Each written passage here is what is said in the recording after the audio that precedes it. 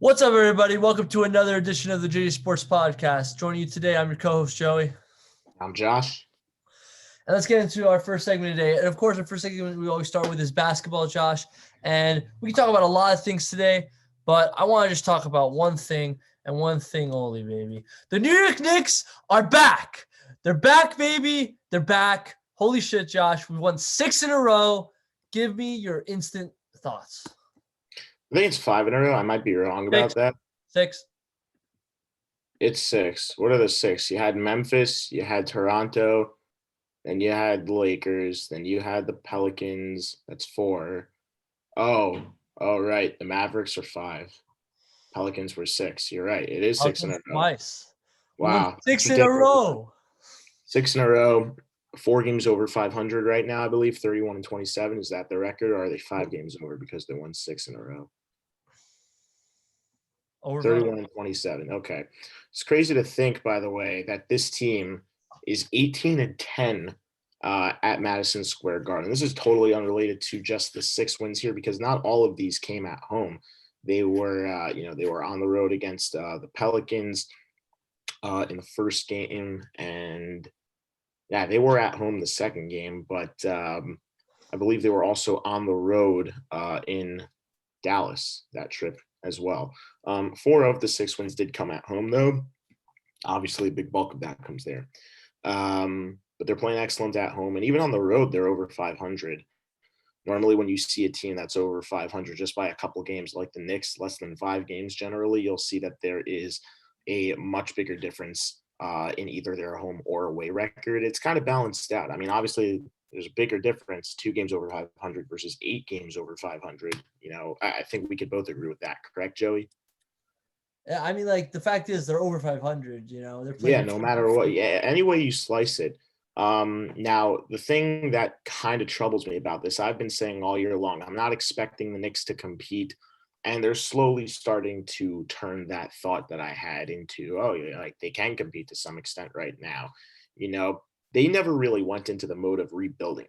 Like they've always been like rebuilding a rebuild, if that makes sense to you, Joey. Like they thought, okay, like it's called a retool. Yeah. Whatever you want to call it. Yeah. With that being said, I think it's fair to say, though, that no one expected this team to compete this year. No one expected Randall to have a breakout all-star season. No one expected Barrett to do as well as he's done in his sophomore season. Everyone thought he was going to be slumping. No one has expected Alec Burks to play the way he has. No one has expected Taj Gibson to return somewhat to form. No one has expected Nerlens Noel to take a big step up without Mitchell Robinson being in the lineup this year. And no one expected Derrick Rose to play as effective as he's done. And I think the biggest one overall is that no one expected by any means that this team would be a top 5 team defensively. This is more of a team thing, obviously, that last one, than individual players. And also, with all the guys like Emmanuel Quickly, like you don't really know what you're going to get from rookies. Same with Obi Toppin.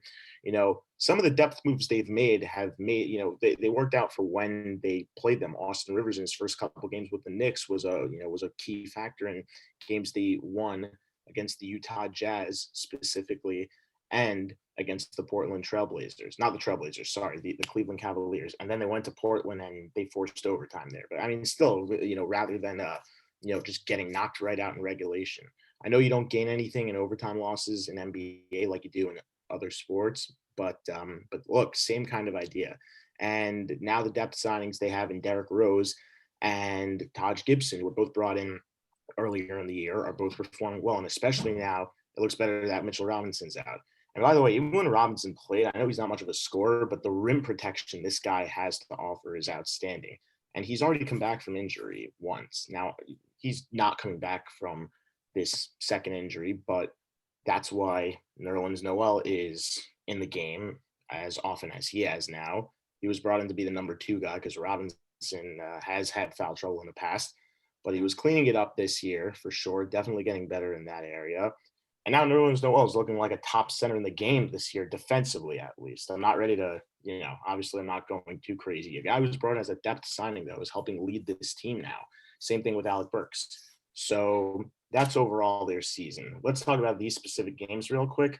I mean, they weren't ever in a game that they had less. Could you go back for a second just to all 6 of those scores?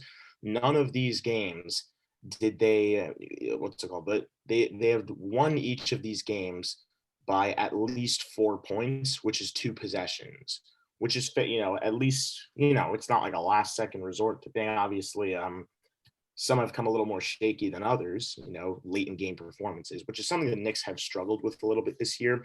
But at the same time, it's more offense than it is defense. They generally do defend very, very well. That's why they're a top team defensively. But Joey, I want your opinion. I mean, do you think that symbolizes anything? I mean, you look at all of these games were won by at least 4 points, which is at least two possessions, unless you get, a 3-point shot and a foul, which doesn't happen very often. So, I mean, like, what are your insights? Because we shouldn't be dwelling on these losses. They were both by 2 points. So, like even to say, before, like they could have theoretically won 8 in a row right now. So, I think but focusing on it, what do you I have? think it just shows something kind of obvious that this is not a team that's gonna go down without a fight. This team is like different than all the teams of the past. Like this team, if they're getting losing possessions, they're not gonna just give up. They're gonna keep fighting and they're gonna try to win. They're never gonna think, oh, it's out of reach. It just doesn't happen. We haven't been blown out in a long time. Like we fight till the end. So a team like with that mentality can beat almost any team in the league. Obviously you have your top tiers, but you could even beat those guys. Like it just says a lot. I mean, like our defense is like the best in the league in my opinion, and if you have the best defense, you can win games. It doesn't matter how many offensive producers you have. If your defense will create your offense every Yeah. time. So Eh, yeah, and I have something else to show you. I don't know how big a fan you're going to be of this, Joey. I know you are a Yankee fan. I don't know if you saw what I gave you earlier, but for those who are just for those who are looking for a good laugh, but actually like in a serious matter relating to these Knicks 6 straight wins, is this great meme that was put out by Kazim Famoudier. I don't know how that's pronounced. I apologize, but I found this on the internet, and the caption is "A soul for a soul." If anyone here knows Marvel, that's Gamora, that's Thanos, and she's asking him, are the Knicks back? And he says yes. And then she says, well, what did it cost? And for those who are following baseball as well, the Yankees are off to an atrocious start this year. So he says the Yankees. It's kind of what happened also. Another one that was brought. Another example was when the Rangers got rid of Lundqvist and bought out his contract in order to be able to bring Lafreniere in for, like you're trading a franchise player for a franchise player here. It's a New York franchise successfully for a New York franchise, to becoming successful right now. Look, in no way, shape, or form do I think the Yankees are going to be a bad team. But just for right now, the first 2 weeks into baseball and where the Knicks are right now as a team, Joey, I think that we can agree that's a pretty solid work right there. Is that yeah, not? I don't know, man. It's just different because we all know baseball starts later than every other sport, and it's only been like Exactly. 2 weeks. So whatever, it's just like an in the Yeah. moment thing. But for the time being, I mean, look, the Knicks are looking like a team that might be able to make noise. I mean, Maybe you could win a say playoff round. Maybe win a playoff round this year. I don't know if they're even going to get in still. It wouldn't surprise me if you have a team that heats up, like say maybe the Heat, who I think are behind them right now. I think the Celtics might be a little bit behind them. I might be wrong on both of those. I think the Hornets are also a game or two behind them. That's big because their next game, Joey, it's not showing right now, but I said before you pulled it back up. Their next game is tomorrow night. It's against the Hornets, and that's a team that's going to be chasing them for a spot earlier. Same thing with the Hawks. The Hawks are a little bit ahead of the Knicks right now, and both of those teams are going to be in contention for the first 6 spots in the NBA's Eastern Conference because the top three are without a doubt Milwaukee, the 76ers, and the Nets. The question is, where do the next Josh. four? Yeah, sorry to interrupt. I know you don't want to do other news, but I think this is a little relevant because you just mentioned the Nets. So, what's your reactions to the news that LaMarcus Aldridge has just decided to retire? Does Oh, that right. I change? did. I did hear about that. Yeah, it's a short stint with the Nets. Yeah, Does they that he was change useful. anything for the He was team? useful in their first couple of games. Yeah, this team, I don't think it's going to make that big a dent. He wasn't being brought in because he's an all-star caliber player. He's brought in for experience and depth, pretty much. Even though at this stage in his career he's still very much serviceable, not nearly the player he once was. That's what I think of it. We wish you good luck in your retirement, Mr. Aldridge, and you had one hell of a career. Yeah, Um, yeah, yeah. yeah, that's just, even though he ended up going to the Nets for the last couple of games. But yeah. Right. So I think the point is those three are locked in, and the Knicks should try to go as high as 4, I guess. So Yeah, and don't I'm not predicting them to go for as long. I'll be happy to see them even get into the last spots that are going to have to play a qualifying game, like a play-in round type situation. I'll be happy to see them get that far.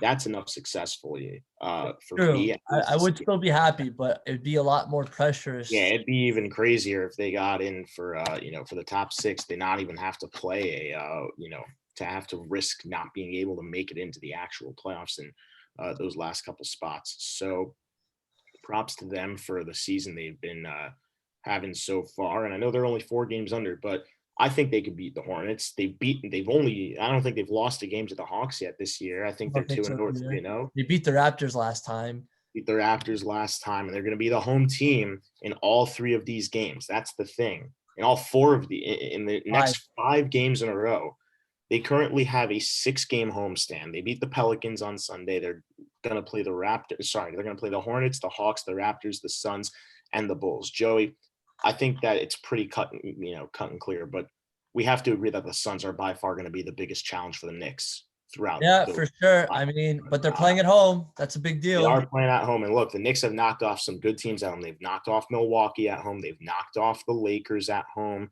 They've knocked off the Jazz at home. They're the only team, I think, that is undefeated against Utah. And I honestly don't even know if that's 100% true. But I mean, Utah has only lost 14 games this year. They've only played the Knicks once. So, it's one game doesn't really prove that much, but it was also early on in the year. I don't think it I would mean, be no, but exactly. it's a good stretch of games. I mean, besides the Suns, we're gonna play the Bulls, who are very last in very low. Rockets, Grizzlies, like bottom of the league. It's like we're Right. not gonna have a real problem until like the Nuggets. Like that's gonna be like a game that I don't feel Yeah. like we're gonna win. That's like a How many more games are in the season, by the way? Just numeric. I'm just looking down after the Nuggets. That's 8, 9, 10, 11, 12, 13, 15. 14 games.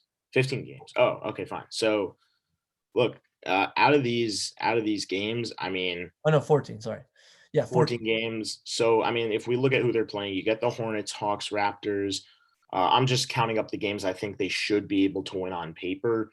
So I'm not going like super heavy against like the Nuggets and the Suns, and if they get the Lakers back with LeBron, and so Yeah, so right uh, here is the 3 hardest games in a row, I guess. Nuggets, Suns, yeah, Clippers. That's gonna be like their yeah. big And challenge. look, the Lakers. If the Lakers get some help back, then they're not going to be a joke either. The Spurs aren't a soft team either, but they're not that juggernaut San Antonio Spurs team we've seen over the last couple of years.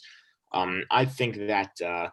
I'd like to safely and confidently say though, out of the next 8 games, because that's if you scroll up to see it, that there is only really there are only really 2 like major challenges in those 8 Suns, games. Suns and It's Nuggets. Phoenix and the Nuggets. The Grizzlies are playing good basketball this year as well. Knicks beat them last time, and this one's going to be hard because they're going to be playing in Memphis, and Memphis almost pulled it off in New York.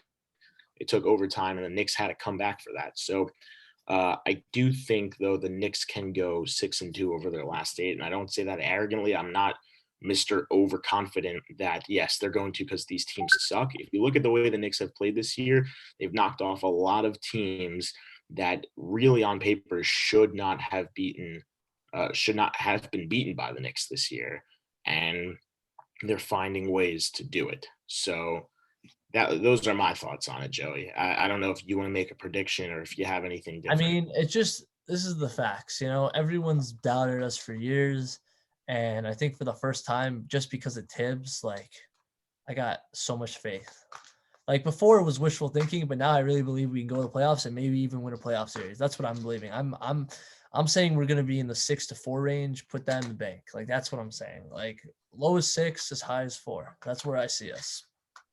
Yeah, and if you want to pull up the standings real quick just to see what the update is after yesterday's game, yeah, like I said, it's really pretty clear cut and dry that that the top 3 are going to be Philly, the Nets, and Milwaukee. But But look at look, 4, the Knicks 5, are in and the 6. sixth spot right now. They're half a game back for 5, and they're half a game back for 4 also. It's that And close. So they're playing the Hawks in 2 games. The Hornets are a couple games behind them now. The Knicks are a couple games ahead of Charlotte. So even if the Knicks lose to the Hornets, they're still going to be a game ahead. I think the real concern for the Knicks in terms of who's behind them is Miami, because they've been streaky, but we know that if they put it together, they can go deep with the players they have. They've got the same core around from last year that went to the NBA Finals and almost won it even. I know at the time we were talking about, they were outmatched on paper, but if you look at how they played and the performance that Jimmy Butler gave, the rookie sensation of Tyler Hero in the playoffs, Bam Adebayo stepped up. Andre Iguodala stepped up with all his championship experience with Golden State back in his early years. So many of those players have lots of experience and incredible talent. They just have not been able to play consistent basketball this year. If you look at it, they're consistent in the fact that they'll win a number of games in a row and lose a number of games in a row. It's not really on and off for them like game after game, but it evens out. It's just that's how it becomes inconsistency for them. I think they're the team to watch out for that are behind the Knicks in the standings right now. And look, 14 games left.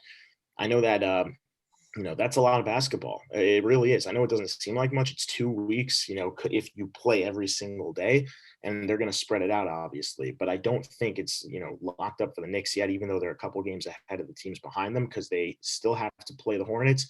They still have to play the Hawks, who are ahead of them.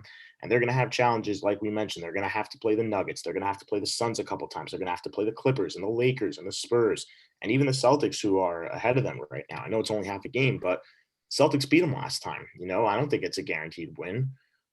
So there are going to be a lot of interesting games to look out for. And obviously hoping for the best. If I had to make a final prediction right now for what their record is in 72 games, and if I say that they'll win, I give them a win, probably like 9 and it'd be 9 probably like 9 and 5 at best over the next 14, if I had to guess. So they'll probably end up like 40 and 32. That'd be my prediction if I had to give a record for them. Right. I was thinking similar, but I was going to go even more ballsy. I was going to say 10 and 4 because I think it all depends on if LeBron and AD come back, but I think otherwise, we could beat that team. We already proved it. Why not? I just think our 4 losses are going to be Suns, Nuggets, Clippers. If those are our, I think those are going to be our 4. I think every other team, or maybe we'll beat one of them and we'll lose to one of these other teams. I don't know, but I don't think so. I think it's going to be 10 and 4. Yeah. Look, you never know. That's why I'm not trying to go too high with them. I mean, these are predictions, that's how they work. Look, they've beaten some of these teams before, if they hadn't beaten the Hawks, if they haven't beaten the Hornets, and they haven't. But it all depends on certain early in the season also. I know, but it depends on certain things, right? If you look at the Pelicans game, right? Julius Randle had 32 points, and that was his 3rd straight game with 32 points, right? But once you get to the Mavericks, he scores 44. That was big, So it all depends on how our guys go. And Nerlens Noel, it's not going to say here, but he had him and Taj had a million blocks in these games. It was insane. So, what are you going to do? It's all things have to go into play. We can't lose our composure. We got to play, in every sport, you just got to play through the bad calls. Cause if you complain, it's going to make it worse. You could obviously use your challenge, if you know you're right, but then that's it. After that, you can't complain. You just got to know the refs are going to screw it up for you and they're going to screw it up against the team that you're playing against. So you just got to play. You just got to play. So, and I'm just going to say the same thing that, you and I have been dwelling on this entire season. And from game 1, from game 2, game 3, and so on, every single day, it's the same thing. Tom Thibodeau's motto is take it game by game. And his reaction, if it's a win, look, it's only one win. We got to keep on pushing. We got to keep on playing the way we're playing. And if it's only one loss, he says it's only one loss. We can come back from it. And he knows how he says that even after they started the season 0-1, after they started the season 0-2, and even after they won 3 straight and got over 500. You know what I mean? It's a reoccurring thing, and right now it's working. And this is when they have to play their best basketball if they really want a shot at postseason play for the first time since, 2012, 2013? 2013. That was the last time they were in the playoffs. It's a new and that decade. was also, yeah. Yeah, they also that 6-game winning streak, they haven't had a streak like that in 7 years. So it's a good sign. So Crazy. yeah. It's crazy to say the least, for the last, anywhere from 5 to 7 years they've had of basketball. But if you also look at it, it's not crazy because of the way this team plays. And the Knicks are a great example. And with this, I'll end, at least for basketball. I don't know if you have anything else to add, Joey, but with this, if you look at the Knicks, obviously, yes, they've got some nice players on their team who have contributed well this year, some high draft picks, some acquisitions they've gotten in trades and free agent signings and everything. But if you look at them, to me this season, I'm going to make a I think it's an interesting comparison. They're kind of like the Tampa Bay Rays of basketball. They don't spend a ton of money. If you realize it, their biggest guy, the biggest guy who's getting paid is Julius Randle at what, like 3 years and how much a year? Let me check. I think he was like a year with a player option. Yeah, he's not making $40 million a year, even though he's having an all-star caliber season. He's not on a mass contract right now. Yes, but I think it's up at the end of the year. So do you think because of the All-Star, he's gonna have to get paid the max? Like, I don't know. That's an interesting question. I'm trying not to think about it okay, right it now. says okay, so not this year, not the end of this year, and then next year, and then next year he's gonna be. He's in the So middle of a 3-year contract, though, right? yeah, because they picked up the option. It was 2 Right. years, but they picked up the option. So And what's the AAV? past 2 years it was 18.9 Okay. million. Not the next year it's 19.8 million. Okay, so there you have it. Over 3 years, basically around $60 million, right? Yeah. Okay, so there you have it. Say that it's 3 years, 20 million, like even if you want to do it exactly, right? Even if you want to divide it up exactly. It's 3 years, $60 million total, 20 Yeah, million a you could say year. that. Yeah, sure. That's not crazy. That's really not crazy for a That's guy a who's that's a playing the that way he's discount, playing. That's right? a steal for this year, and if he keeps playing like that going forward for the rest of his career, and he's still fairly young. He's in his he's in his mid to like early late 20s. Like he's like 25, 26 right now. So I will say that he's beginning the prime of his career in another year or two, and if he could keep playing the way he's playing, and if not even get better, then 20 million a year is an absolute steal, and he will definitely be deserving of a max contract in the future. But I just want to finish up that point. So you got him. The Rays are paying. Obviously they were paying money to save Blake Snell. He's gone now. He was traded. Randall's only got 1 year left on his contract after this year, and I'm not talking the possibility of extending him. I don't want to get into that. But if you look at the other guys, not a ton of their pieces have really been homegrown. And it's a little early to tell because the only, similar to the Tampa Bay Rays, most of them have been trades, acquisitions, free agent signings, just to name a few for the Rays and then to name a few for the Knicks. But Randy Arozarena right now is arguably, their biggest, the biggest guy in that team, traded from the Cardinals. Brandon Lau, he was traded from Texas. What's his name? Also, Pete Fairbanks, traded from Texas. Charlie Morton came over from the Astros a couple of years prior. And the last and I think most effective one in the postseason was their catcher, Mike Zunino. He was a Mariner. Same thing here with the Knicks. Alec Burks, he was a 76er. Derrick Rose and Taj Gibson both were on the Timberwolves or just not playing basketball before. And then you also, I'm not talking about like coming back in a second stint as well or getting re-signed. The only homegrown, and then you've also got Elfrid Payton. He was from the Magic before. I don't know. Wasn't Reggie Bullock on the Pistons or something like that? Yeah. Yes, He you was are. on the Pistons, okay? And then you've got Nerlens Noel, who was on numerous teams before. So the only homegrown pieces you're really looking at here, similar to the Rays, who only had 2 or 3, you're looking at Emmanuel Quickly, Obi Toppin, and like Kevin Knox right now. That's really all you're looking at. So they're not really spending a lot of money and they're finding ways to win. They're playing their matchups well. They're not going to blow you out of the water in scoring. They're going to play good basketball matchup wise, and they're going to play good defense. That's how you win games. That's just how you do it in every sport.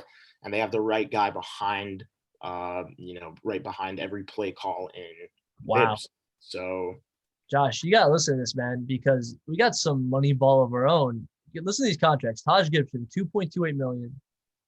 Alec Burks is sorry, Reggie Bullock 4 million, Alec Burks 6 million, Derrick Rose 7 million, and Nerlens Noel is 5 million. Like that's crazy. That's like yeah, nothing. That's nothing.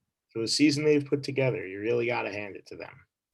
I mean, like they're making good contract decisions, you know, and all these guys. One of the best thing is if you don't like any of these guys, most of these guys are free agents. So like, you know, if you don't like them, they'll just go, you know, like that's it. And then maybe we could be in big players for free agency next year. I don't know, hopefully, but like, I don't know. Good luck to the Knicks. Let's go Knicks and kick the Hornets ass. All right, moving on to baseball. Josh, did you want to say anything before I get into my parts? I'll let you get into yours. Actually, I'll go with Yeah, go ahead. with the one or two things. Yeah, I just want to say that in terms of my Mets, finally Jacob deGrom won a game, and it didn't have to come at the score of 1 or 2 to nothing. They gave him 4 or 5 runs, so finally he got what he deserved. And Joey, you can't deny that. I mean, he has a .64 ERA coming into the game, and he's 0-1. That's unheard of. That doesn't happen. Like, we can both agree on that, you know. And as for Francisco Lindor and Michael Conforto have probably been the 2 biggest slumpers on the team offensively speaking. I'm not talking about walks. I mean about getting hits and getting on base, driving in runs. Started to get going. Now, it's not to say they didn't exactly have help, because they did get going in Coors Field, which is obviously a place known for having tons of offense put up by both sides, both the Rockies and whoever their opposing team may be. But look, it only takes one hit to get you going. The same way it only takes one shot to get you going in basketball, one goal in hockey, one throw, one touchdown, one pick in football. You know, it only takes one play to completely ignite a streak the way we've seen it done before. We've seen it. I'm not going to even get into it. Like, Joey, you know exactly what I'm going to say regarding last year and the Rangers. You know what I'm going to say regarding the Mets in 2019, the second half of the season. You know what I'm probably going to say about the Giants defensively this past year. And you probably know what I'm going to say about the Knicks. Like, we just talked about it, for crying out loud. So, you know, it only takes one play. That's the bottom line. And the last thing I want to add is Marcus Stroman, of all pitchers, is like right now starting to join what would be the Cy Young conversation if it started 2 weeks in, because he's 3-0 with an ERA under 1 as well. And to think this guy wasn't going to be the number 2 starter at the start of the season. Good pitcher, but I mean, like, I think, Joey, you could agree Syndergaard's probably a better pitcher. Some might even argue Carlos Carrasco's a better pitcher than him. And some may argue that Taijuan Walker has more potential than Stroman because he's a bit younger in his career. But I don't know about you. I think that the Mets have gotten excellent starting pitching so far, and the offense is starting to come together. So right now, they're the only team in first place that's at least 2 games above 500 in their division. And I just want to point out that they've played the least amount of games. At least I think they have, going into their next series, which might even get pushed back because they're playing the Cubs and it is supposed to snow, I think, in Chicago tomorrow. Crazy. But yeah, that's just it's just quite unfortunate. They already have like 4 or 5 games to make up. And I give them credit for not letting it get to them, that they have been a little cold, you know, coming into games, not playing as much as they should have, as their schedule indicated in the first place. But yeah, you know, that's just, I think it'll come together eventually, even better than it is.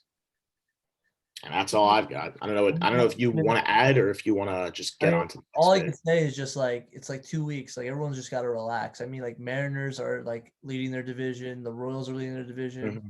Like, everyone's just got to relax, you know? Yeah, look, I'm not jumping on the bandwagon to say the Mets are going to win this division, but I'm saying for the circumstances they've been put in with the injuries to Syndergaard and Carrasco and the shaky, you know, like with everything being postponed, like every other game they have, and the fact that certain players haven't gotten going yet, and like some would even say that Rojas is overmanaging that team a little bit in certain cases.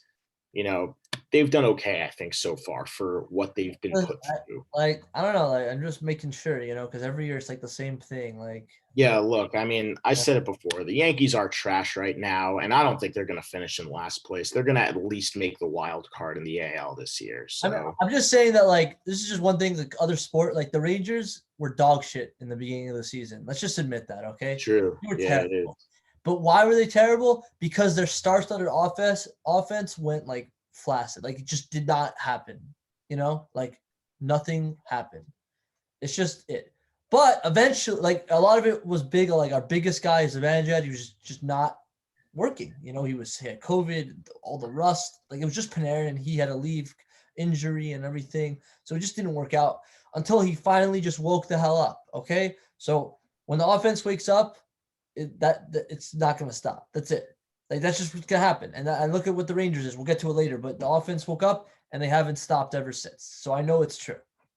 Okay, so now let me get to my thing. So I got 3 very interesting things to talk about. Okay, so so let me just pull this up for you. But I want your honest opinion on this, Josh. So the MLB, I want to know how to phrase this right. Hold on a second. I want to phrase this right. 12 inches. Only test 12 inches.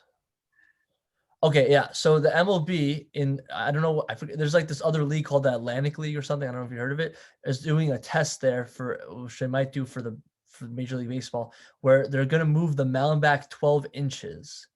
And they'll do this whole thing with and they'll do this on the condition of a double hook DH, which means that your pitch, when you have your starting pitcher, that will be the DH.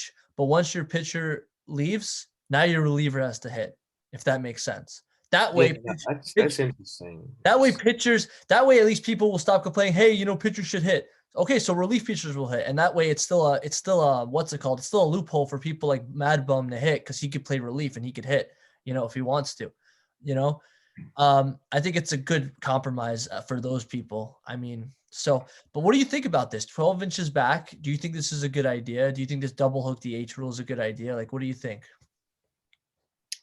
Yeah, I don't know what I think about that. I mean, like, actually, no. I don't know why that took me more than a second to process.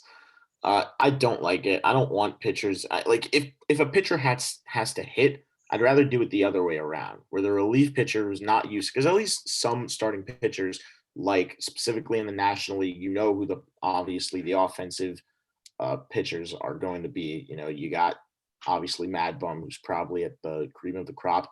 Syndergaard's a good hitting pitcher. He's got a couple home runs in his career. Even DeGrom has a couple home runs in his career. And then you also look at guys like Michael Lorenzen, who does everything. But I mean, look, he's still you got Zach Greinke, and you obviously have Greinke's in the AL right now, though. I'm talking about pitchers who are in the National League. He used to when he was there. And he used to, but he's not anymore, so it wouldn't apply to him. I'm talking about only the National League pitchers. Okay. Even guys like Steven Strasburg could swing a bat pretty well. Same thing with German Marquez on the Colorado Rockies. He swings a pretty good bat for a pitcher. So there are a lot of guys who do swing the bat pretty well as a pitcher. The only thing is just that, like, if they would have not had the universal DH with it, with the MLB last year, I would have been fine. But now that we've had it and pitchers are starting to get back into trying to hit, I know it's not something they focus on, but they have a little bit of attention that goes toward it. It's not like they completely ignore it. They just don't practice it as often as everyday position players. So it blows my mind that he would even suggest that. At first, I thought it wouldn't be so crazy. And then I started thinking, wait, it would make sense more the other way around, because at least starting pitchers are somewhat used to hitting. Relief pitchers are always taken out for a pinch hitter. Unless they're looking for a 6-out save, they come up and they're just told to stand there and just look at pitches go by them. Doesn't matter. The guy could throw a 40-mile-per-hour curveball at him that the relief pitcher knows he's capable of hitting to the third deck, if not out of the ballpark. And he's out there not to swing because why risk getting injured, So if it was the other way around and it would be that you could have a DH for relief pitchers and not starting pitchers, I'd be okay. I'm not okay with either of them, but I'd be more okay with that over having the DH for your starter and then making your relief pitchers bad. That's what I think. Like, I personally just thought it'd be so much easier if we just get the universal DH. I just think it's stupid. Like, I don't care about pitchers. Yeah, that is the easiest way to just no pitcher has to hit. Like, it's just too many injuries. But I think the reason they're doing it this way is that way they can have people who want to hit so badly hit, and you'll have your starters go in relief, and I think they're okay with that because the relief, he'll only be in relief for like an inning or two, so his chances of getting hurt are much less. I imagine that's why they did it, because like every inning you're in is more likely to get hurt. So it's just like, Yeah, I feel like that's why they did it. Probably because they want less chances for your relief. Because not many relievers go multiple innings. Like some do, obviously, but not all of them. Like, so yeah, it's weird. What do you think about the 12 inches? Moving back. I don't know how much that's really going to make a difference. You're talking 60 feet versus 61 feet. So I mean, like, does it really make a I don't difference? know. I'm not a math guy, so I don't know. I'm not 100% sure. Like, I had the opportunity to play baseball in a competitive league, and I got the opportunity to pitch, but we don't pitch 60 innings. And every time you move up age-wise, obviously, it's going to get a little bit farther from home plate to the mound. So, obviously, you notice the change when it's, say, from 40 feet to 50 feet. But, like, from 60 to 61 for a professional big leaguer who's throwing all the time, like, I just don't know if that's really going to make a difference. But it's 12 inches, But not 2 inches. yeah, I know. Look, I mean, but still, it's 1 foot. I mean, like, it's 1 foot, like with the strides they take, and like their leg kicks and everything. Like, does that really make a difference? Does 1 foot really make a difference? I don't know. I'm not asking it in a way that, like, oh, it's not worth it to do it. Like, and I'm not trying to make it seem like it's a small thing, even though, like, it might sound like it's a small thing. I don't actually know the Maybe physics. maybe I don't Yeah. know. It's like it's really weird. Like why specifically a foot? Like Yeah, like if it was 5 feet, then okay, I can understand. 5 feet is obviously a bigger deal, but just 1 foot seems a little like why don't like why just you might as well keep it at 60 if it's going to be 1 foot. So that's what I think. Right. Okay. So Josh, all right, that was the second thing. Let me just hold on. So You got I to don't get know. into the Yankees, I'm assuming. Do you not?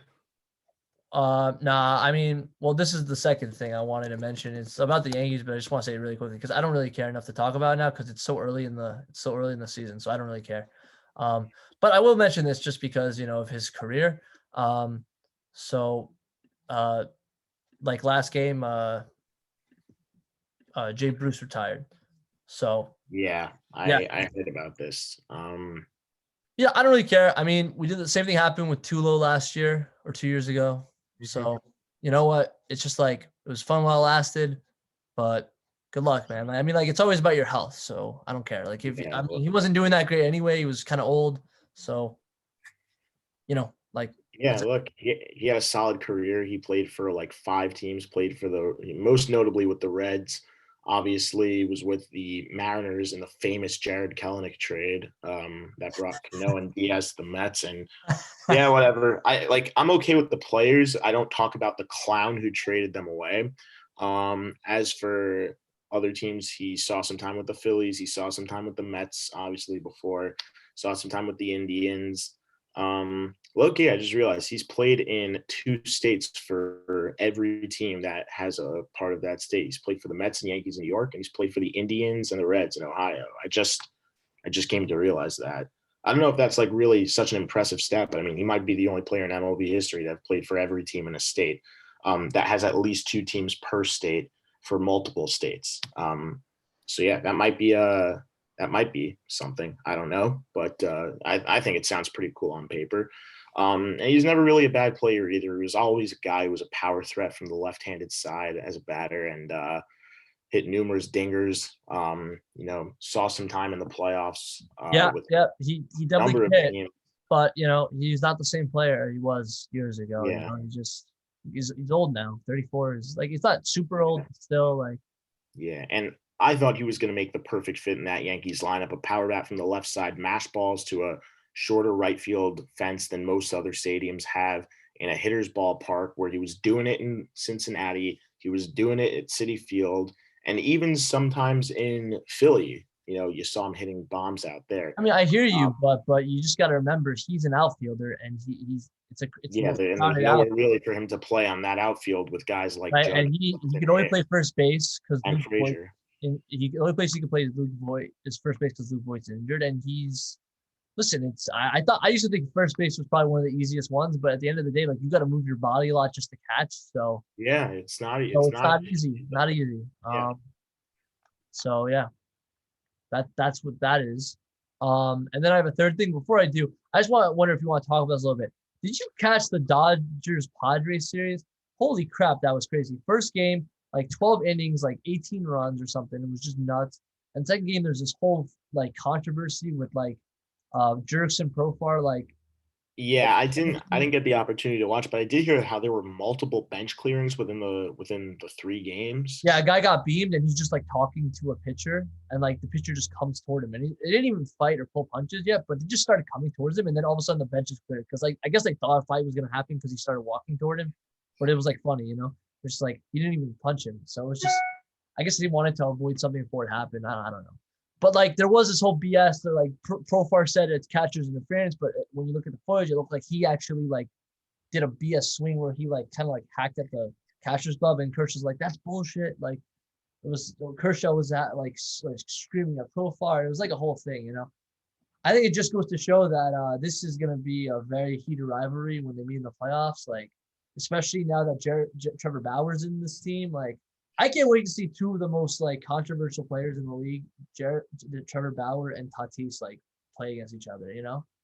Yeah, like everyone, it's like gonna Trevor be Bauer, exciting for sure. yeah, it's gonna be a legendary stuff. I think, like, yeah. But anyway, the third thing, it's technically basketball also, but I gotta put in baseball just because like whatever. So, a few weeks ago, if you remember, I told you that LeBron James, a basketball player, All right, he became a part-time owner of the Red Sox. So now it's like the opposite. So I'm talking about you now.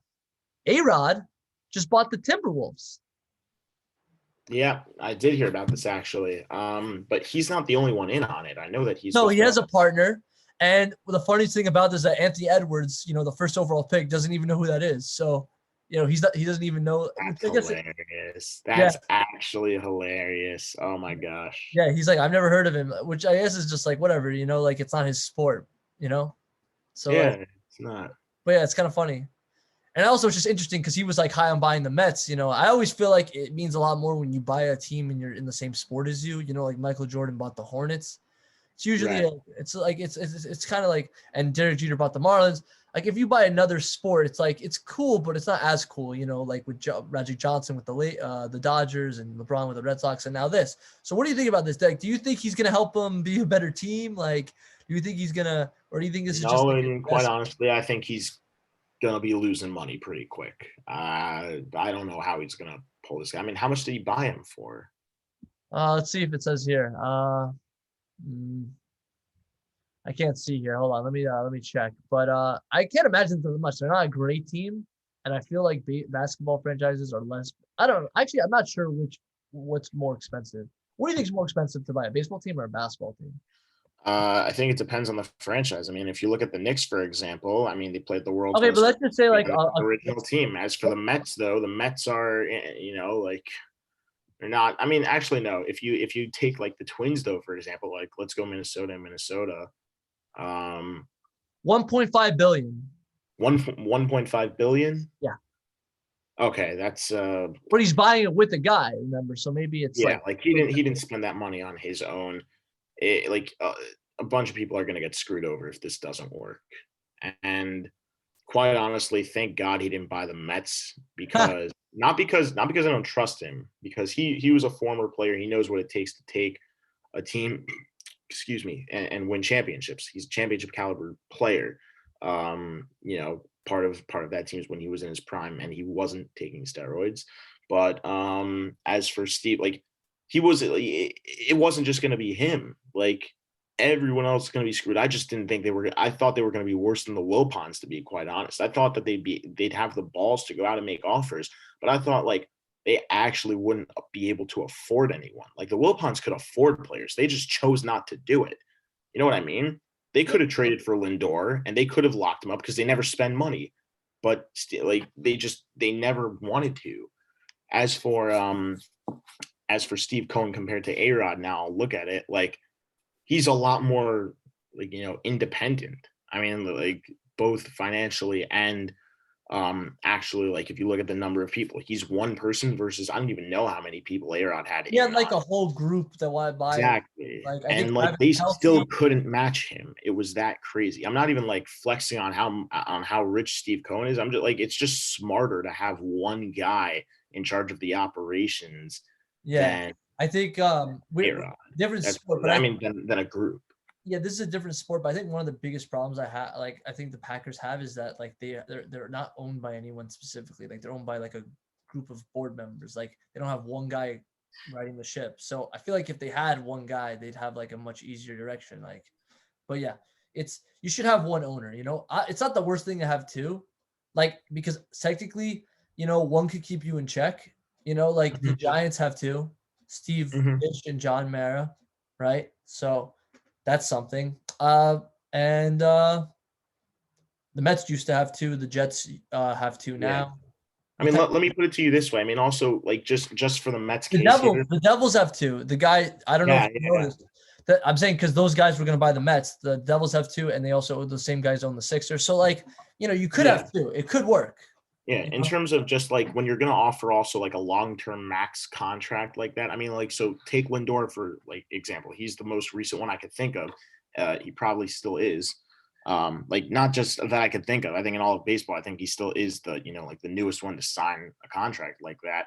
Like what would have happened if A-Rod's group would have ended up owning the Mets? Then they have to decide like, okay, so who's like splitting this $341 million contract? Like because not one of them can.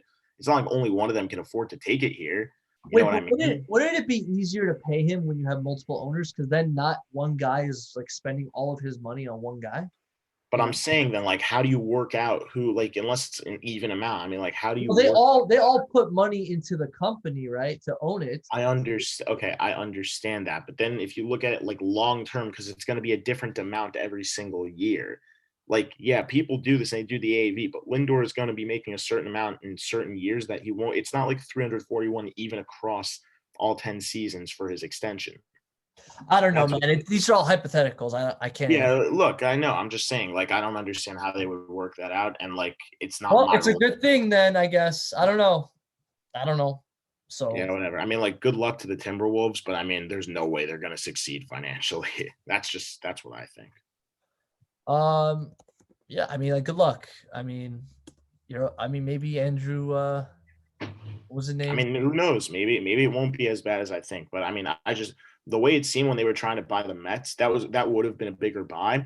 It also seemed like I guess maybe they realized what they did wrong, besides get outbid by the richest owner in all of sports. But with that being said, like if not for that, then it seemed like they knew what they were trying to do. They just didn't do it because they weren't trusted. I guess because of how big a group they were. I guess basketball probably.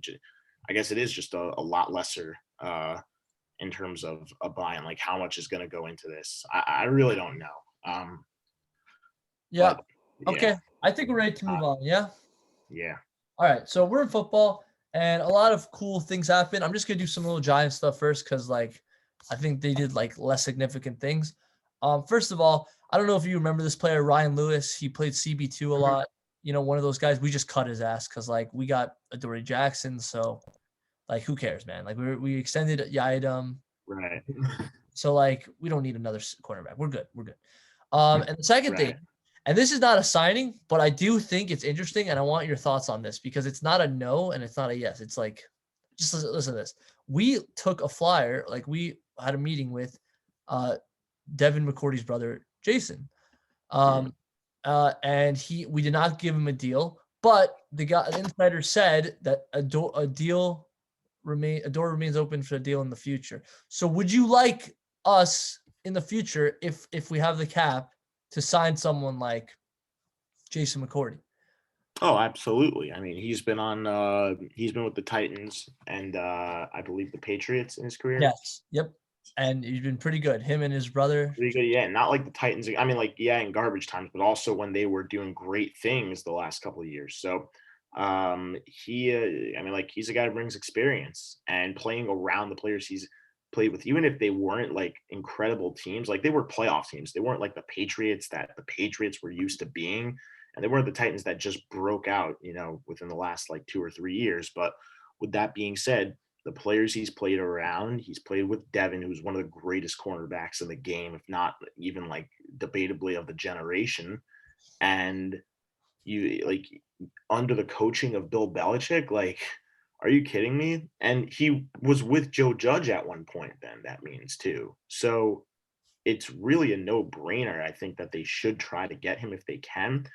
But then again, like their defense is not what needs the most work right now. I think they're still pretty set defensively, and that was the proven unit last year. That's what carried them most of the way last year. But look, I'm not opposed to signing Jason McCourty if they have the space and the money to do it. Okay, yeah. So I just thought it was interesting to say for sure. Yeah, definitely. I think Because that is a like little more significant than you made it sound, though, to be fair. no, I said it wasn't a yes or a no.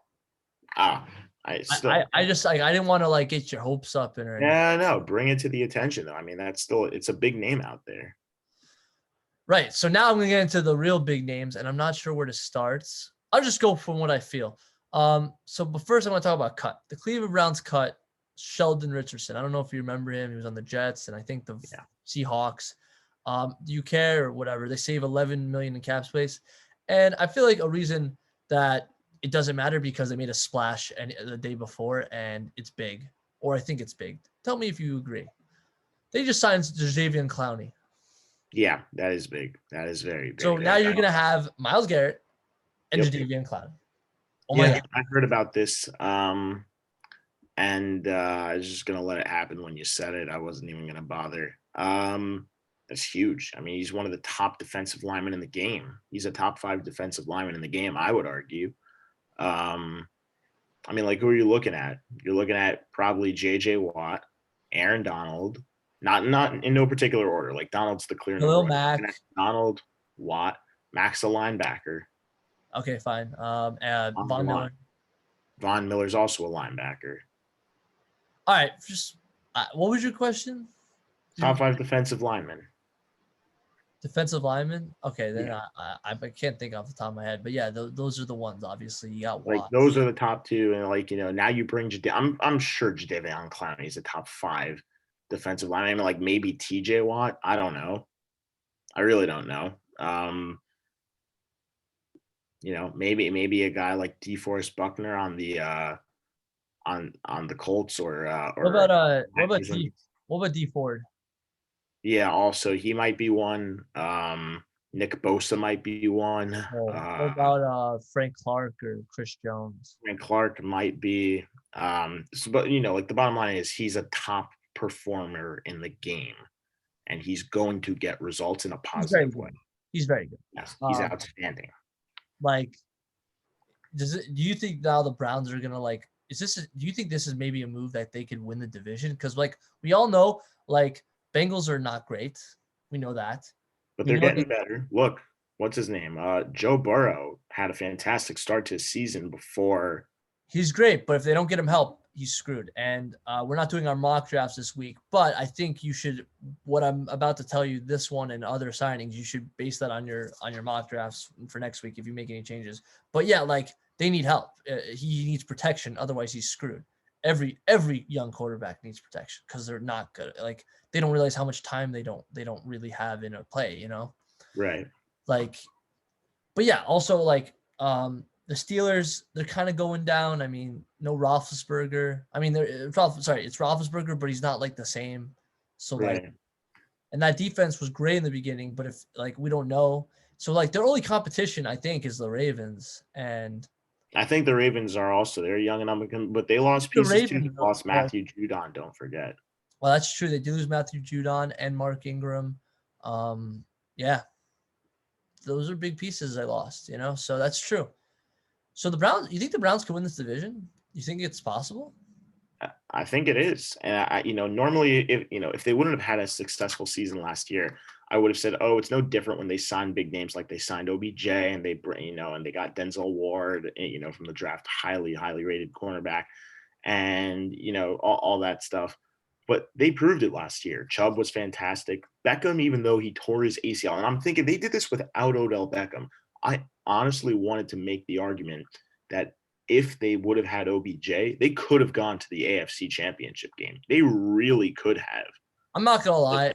Sometimes I feel like OBJ is not the player we all thought he was. I really feel that way sometimes. But he's still a talent. It's not that he's not good, but when he used to play, he felt like he was like a top 3 wide receiver of the game. I thought it was Antonio Brown, Julio Jones, and him. I really thought he was better than Hopkins and T.Y. Hilton. That's how I felt about him. That's how good I thought he was. but I just realized he's not. He's just not that good anymore. He's good, but he's not like top 3, top 5 anymore. I really don't think he is. I feel like Well, a lot either of way, injuries, though, like play a part in yeah. this. Look, either way, but what I think though is, look, he was having a good start to the season. Only like 5 games in. Yeah, So I and will. then he got injured, again. So it just you gotta stay healthy in this league, man. Best ability is availability.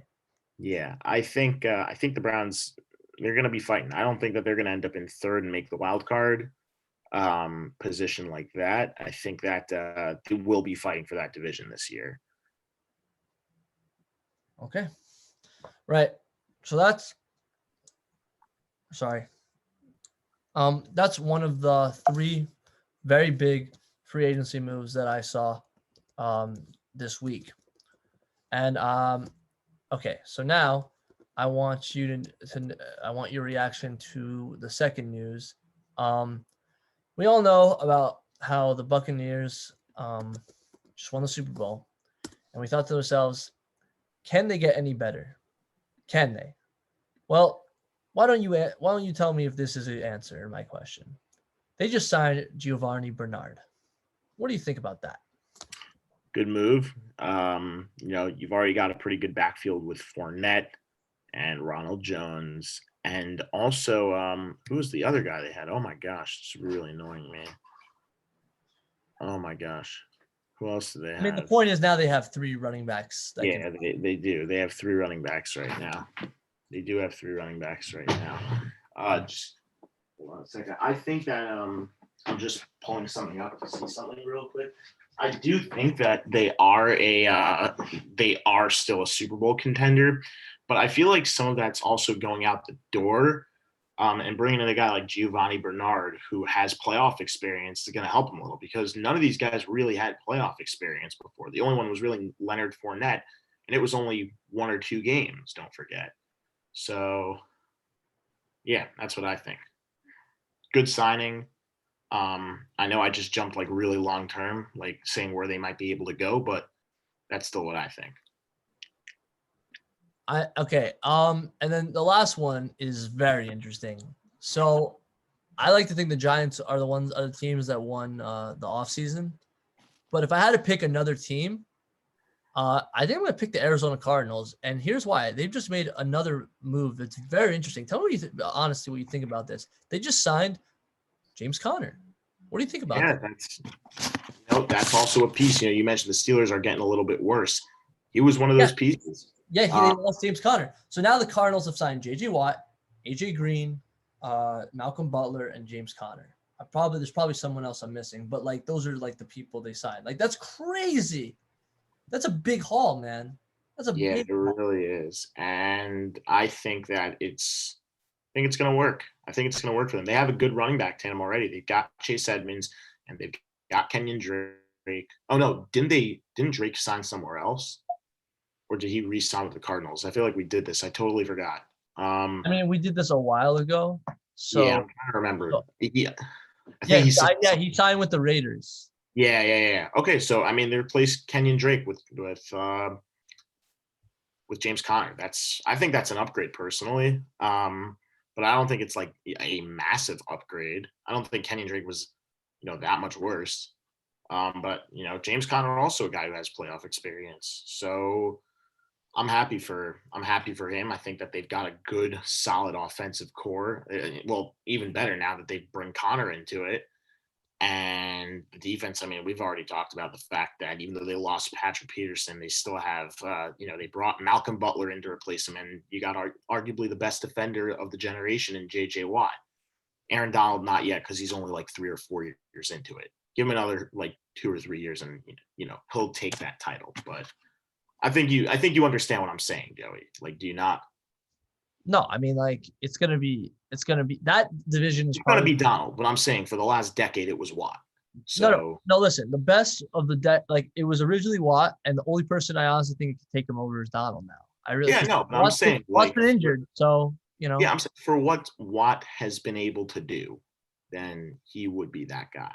I'm just sick of these Bears fans thinking it's Khalil Mack because it's not. It's maybe linebacker, but he's not. but he's not the best defensive player. No, he's not. He's not. He's probably top 10, but he's definitely No, not he's top 10. But I don't think I always thought it was Watt or maybe Donald took him over. That's what I thought. I would make the argument that now it's Donald. I would still put Watt top 3 personally, but whatever. Okay, whatever. I don't want to get into it. It's a stupid argument. Let's just let's get on with it. All right, I'm done with football. I think I'm ready to move on to hockey. Why don't you let me know? Because I think I am. I'm ready to move on. Okay, so before we talk our favorite team, I want to get to 2 pieces of news. Patrick Marleau is about a pass. Says tied, but that was 2 days ago. So but now he's already done it. Has passed a NHL record for games played. He passed Gordie Howe 1,767 games, in the NHL. So he's about to pass Gordie Howe. So and we all know Gordie Howe played a long ass time, 5 decades he played. Well, technically 5 decades, not fifth, not like he played parts. You know what I mean? He played a long time. So, what do you think about this, Josh? Gordie Howe is, a top 3 player of all time. Right. And you got Marleau, who he's going to break his record. Marleau's been one hell of a player, and I really feel bad about the fact that he just hasn't won a Stanley Cup. And he's had chances. The Sharks in 2016 had an opportunity. And even with Pittsburgh and Toronto, they were playoff teams that at least went, not Toronto, but when Pittsburgh, Toronto was a playoff team still. They always ran into the Bruins, who we know have a history for beating them in the playoffs. And we also know that, the Penguins have a history of always going to at least the second round over the last 5 years. Give me a second. I want to close my door. No problem. I'll stay on it. Still, there are a lot of teams that would kill to have a guy like the player Marleau was in the earlier parts of his career. And it really is a shame he didn't win a cup. And it's not because he never gave his effort, because he is one of the most hardworking players. He's one of the hardest working players, I think, in NHL history, quite honestly.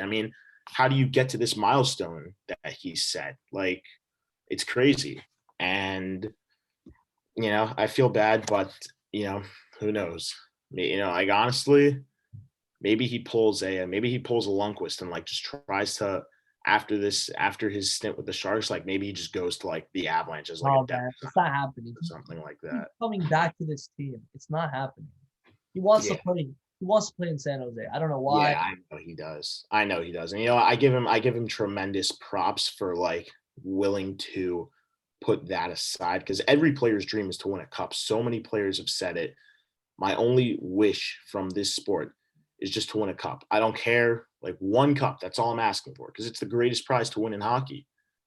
It's the greatest prize to win in sport. It's the greatest trophy, because you don't just get multiple of them. It's the same exact one every single year. Yeah.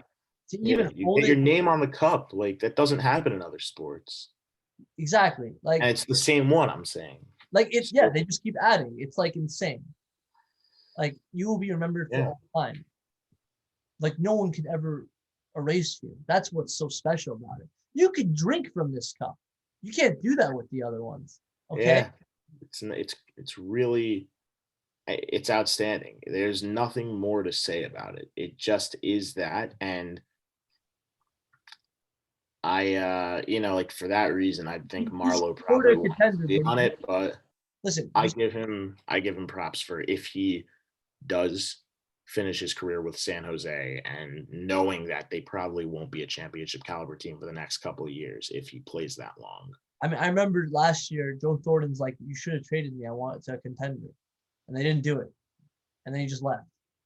Listen, Marleau, he might not be so smart in terms of wanting to win, but I gotta say him and David Perron. He's got a heart as big as gold for his city. Right. I give him a lot of props for that. Him and David Perron are probably the most loyal guys in the NHL. David Perron was traded 3 times, exposed in the expansion draft, still coming back to St. Louis. It's a little different because they're a winning team, and he ended up winning. Right, and he got his cup. And look, against Marleau. Now, I don't know if it was against Marleau. Not against Marleau. On that team. Marleau wasn't on that team. No, he wasn't. But yeah, it's crazy. So I don't know. Maybe the Sharks will turn around. I mean, don't forget, it was less than 2 years ago when they played the Knights and like they were in the Western Conference Finals against Perron, and they had a shot. They had a shot to get in. Mm-hmm. I don't think that team honestly would have beaten Boston, but I don't know. Maybe any team can win if they're in that. But I think I just want to make a point. I know it's a little off topic, but you mentioned Perron, and his third stint with the Blues at the time. He might have been the most underrated player on that Blues roster for the roles they took. I know even though he saw power play time on the first unit and he was a penalty killer and he was on the top line with O'Reilly and Tarasenko, but if you look at it, like Tarasenko did a lot more than Perron. O'Reilly did a lot more than Perron. Pietrangelo and Parayko were both huge. Like Perron might, and even Jaden Schwartz. Jaden Schwartz led the team in scoring that postseason, I'm pretty sure. he did. So I thought he was. Yeah, I mean, he had multiple hat tricks in in a span of like 6 games. So it really was a no-brainer. But I mean, if you look at what he's done, I mean, like right now, he's kind of like the fine wine of hockey. He's getting better with age. Every time he's been with St. Louis, he's only gotten better. And like you say, I give him props. Like also, you said, 3 times with the Blues, he always just came back. He's played for how many teams? He originally drafted by the Blues, right? He was originally drafted by the Blues, I'm pretty sure, yeah. But let me look it up. I It know was with the Blues. he It was with was the obviously a Oilers. steal of a pick exposed in the expansion draft to the Knights, so that was a thing. Okay, it says he's played for the Blues. I know the Blues, the Oilers, the Penguins, and the Ducks. Golden Knights, and the Ducks, right? The Ducks. I knew he was with the Ducks, but that was not like within his first couple. Like that was in 2015-16. So right, that was fairly, I mean, only like 5 years ago. I know I say only, but he was drafted in what, like 2010, 2011. It says here he was drafted in 2007. Oh, okay. And he was 26 overall, so that's a steal of a pick. Wow. Yeah, one hell of a player. Really one hell. He's won multiple cups, I think, or was he not with the? No, he's only won with only one with the Blues. I believe, yeah. I think. Let me see. And it was with the Penguins. Was it? Oh, he was traded. Yikes. No, hold on. It says started. Yeah, he was traded at the deadline to the Ducks, so no, he missed it. He was on that team, and then that's gotta hurt. Wow. You know what? He got it at least in the end. First of all, it's not worse than Blake Wheeler. Blake Wheeler was on the Bruins. He got traded at the deadline and then he won. So, that's true. That one's worse. True. But yeah, he's had a hell of a career, and he's just like he keeps coming back to St. Louis, which is just crazy. And like it's just nuts because like we in a few months like we will do a Seattle mock draft because we'll have like a list of all the exposed players. All the available players, right? Like all available players, everyone who's protected, everyone who's not, and we'll just like go through the list and like we'll just see who the steals are because Vegas did was crazy. Obviously, they're much better now, or maybe they're not. I don't know, but they had James Neal and David Perron. Those two alone were just nuts. Like those are the ones everyone knew. Other ones became steals later on because those two left, but the other ones stayed. And those like Smith, Marchessault, Tuch, Theodore, but those two were crazy because they were already really good players. So it was just nuts that they got both those players. Like James Neal was in the Stanley Cup that year, like the year of the draft. Like he was in back-to-back Stanley Cups. Yeah. So yeah, it was just. And so was Perron, by the way, the following year. That's true, but only Perron won. But yeah, it's crazy. And I guess it kind of segues into my second thing. Another part of what was made Vegas special is that they got Fleury. They got freaking Fleury. I can't believe the Penguins protected Murray and left Fleury exposed. I couldn't believe it. And guess what? Now Fleury is moved to 4th place on the all-time win list for goalies. He's now top 4 in wins. Okay? I got to find the actual list, but okay. He broke Brett Belfour, and he could catch Bobby Lou, Roberto Luongo. Okay, that's crazy. So he's 5 wins away. He's 5 wins away from and this was like a few days ago. So he's probably already halfway there, like from beating Bobby Lou. So he's gonna go down at the end of the season as a top 3 all time in wins. I got to figure out who the other two are. But like, what do you think about this, Josh? Doesn't this make Pittsburgh look even dumber just for letting him go? Like, especially because their goalie situation is not like amazing. So, like, what do you think? It's hard for me to say this as a Rangers fan. Yeah, I know. But for those who are going to hate me for saying it, Fleury was one of my favorite goaltenders of the generation. That's just I don't know what to say. I mean, I you can always say feel- that, I but we always kicked his feel- ass. We kicked his I ass in always, the playoffs. I always felt like whenever his team whenever the Penguins were getting eliminated earlier in the playoffs, like not obviously not in the second half of the 2010s decade and not in the later half of the 2000s decade, but in like the first half of the 2010 decade, from like 2010 to like 2015, which was, like over that span, they never really were like a deep playoff team. They were coming off cup runs, like numerous cup runs. So after doing that, they were usually knocked out in like the first round, whether they played the Islanders, the Flyers, the Rangers. Those were generally the teams, or even Washington at times. And I always feel like Fleury got hung out to dry, and every game was as close as every game was like one goal finishing 1-0 or 2-1, all because Fleury played his ass off and his team just never backed him up.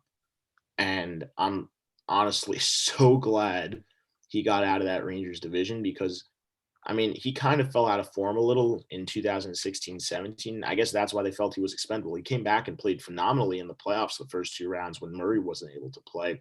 But they still knew, I mean, like Murray finished it off. Like he got the wins against Ottawa. Those were the two more important rounds to play. Those were the rounds that get you back to glory in the Stanley Cup. Like getting to the cup in the first place is hard. Getting back there is even harder. In the words of the great U Tree. He's not wrong though. Like this isn't a meme thing. It's true. It's so hard to get there in the first place. It's even harder to repeat it. The only time you saw that was Pittsburgh. And they're the only team I think who has done it back-to-back times in multiple times over the last like 15 years. They did it back-to-back years in 2008, 9, and 7, 8, and 8, 9, if I have that correct, or 8, 9, and 9, 10, something like that. And they did it in 15, 16, and 16, 17. Other than that, like, yeah, sure, the Blackhawks made it to the cup. Like, they won 3 cups in 5 years, but they never went back-to-back years, let alone win back-to-back years. Pittsburgh, like, their last, 3 times in the cup, they're 3-0. Their last 3 times in the cup, they're 3-0, or are they 2-1? No, I know that they went back-to-back years. I don't know which year they beat Detroit and which year they lost. So it's 3 straight.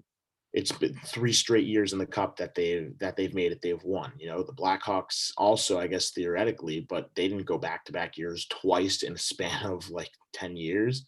Like the Penguins made it to 4 Stanley Cups in less than 10 years, and they won 3 of them.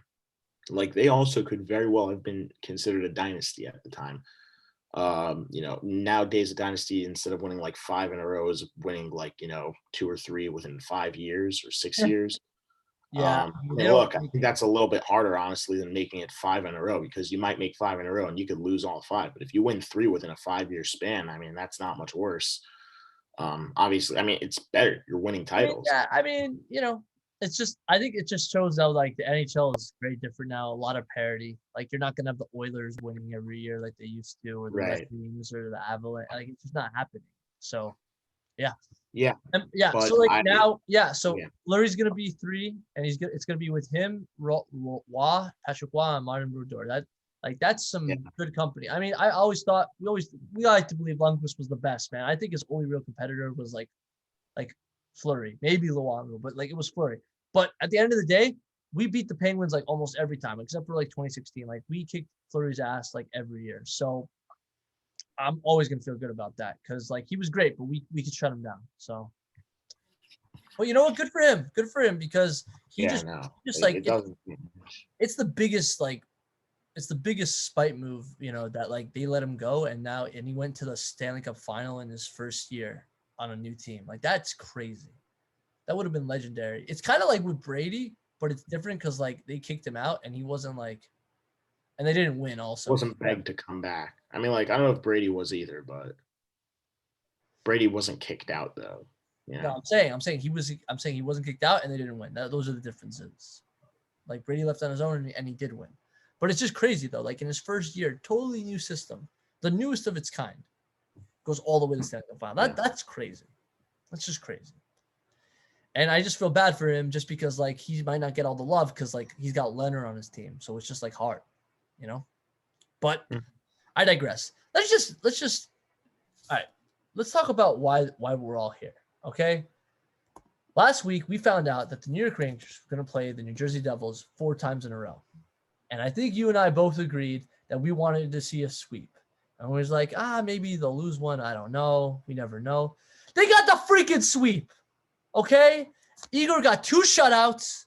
And then we got 2 shutouts of his NHL career. And then the other 2 were birthday boys. Okay? Bucci got his birthday boy hat trick. And Zibby got his birthday boy goal. Okay? So we just got to let it go. And I know the second games were a lot closer, but it's not that bad because I feel like a lot of people think, we almost blew it. But let's be honest. They just lost 2 straight and they were shut out. They didn't even score. Of course they're going to score. They're pissed off. They're one of the worst teams in the league. So it's not crazy that we let up so many goals because they're one of the worst teams in the league. Look at this. 3-0. 4-0. Like they're mad. They're going to score. It's just going to happen. You know? What do you think, Josh? Yeah. Tell me everything about this because. Well, you missed, I think, in my opinion, which was the greatest moment of all these. And it wasn't even the fact that they swept. It wasn't the fact that both Mika and Buchnevich had game-winning goals on their birthdays. One of them had a hat trick. And that Igor Shesterkin had his first NHL career shutout or shutouts. One at, the Rock, which was his first ever. Is it Kravtsov? And the second one at Madison Square Garden. No, it's not even Kravtsov's first NHL goal either. It's the fact that what you missed in the first game was Buchnevich scored the 20,000th goal. Oh, that's true. That's true. That is huge. 20,000 in Rangers history. That's a big deal. I forgot to mention that. I'm sorry. It was very long ago. I would have talked about it if I remembered. That's my bad. But yeah, that was a big goal because 20,000, like not many teams can do that. The Red Wings did it. I think the Bruins have done it. Yeah, so it's very rare. 20,000 goals. It's a lot. That's a lot of years in this league. They've been in this league since 1926, I think. So all these 6 teams. So it's really cool that we're still scoring a lot of goals since then. I mean, good to them. But also, why not talk about Kravtsov? He scored his first goal, then they waved it off. So then he scored his second goal, and that was a beautiful rocket. It was a nice goal. It was a nice goal for sure. I'm kind of mad Brett Howland's in the lineup, but at the end of the day, he got the assist. So I don't know. Yeah, primary assist. He got the assist, right? So I don't know. I mean, I still feel like Phil Giuseppe or Gauthier would be better suited there, but I digress. Potato played yesterday. I thought that was interesting. I mean, that just proves my point about Libor that he's not a lock to this lineup. And yes. Just get Zach Jones in here, or I can't wait for him to come up. Yeah. Him or not for him to come up to play. He's already up. He's already signed. He's practicing with the team. So, by the way, question: do you think he will play this year? It's tough. I'm gonna say yes, but I don't think it's gonna be because I think it's gonna be because maybe the Rangers realize they're gonna be like a point out and they're officially not gonna be able to make the playoffs in like the last game of the season. Maybe that's when they decide to give him a shot. I think it's just gonna be like when they give up. Like, that's the scenario I would be able to see. Okay, so Zach Jones, don't set your damn feet on the ice. Get the hell out of here. I want to make the playoffs. I hope. Look. I still think the Rangers are going to make the playoffs. I honestly think they're going to get that. It's so hard though. Boston hasn't lost yet. I know it's hard. I know it's hard, but the way the Rangers are playing, and if you look at who they're playing, the only team they really have to worry about at this point are really it's really just the Islanders and at home ice. I mean, Islanders. So yeah, like at Nassau Coliseum, the Rangers play well against the Islanders, but against the Flyers, we have a winning record. Against the Sabres, we have a winning record. And against the Capitals, we have a winning record. And against Boston, we're not completely out of it.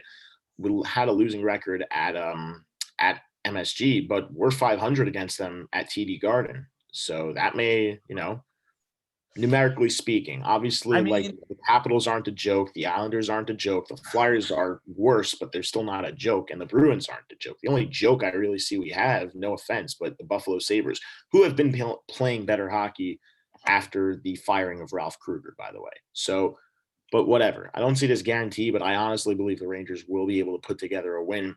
It's not their schedule I'm worried about. It's Boston's because they get Buffalo like 5 out of their last 13 games. And So which is really important because this is these are something. the 2 games.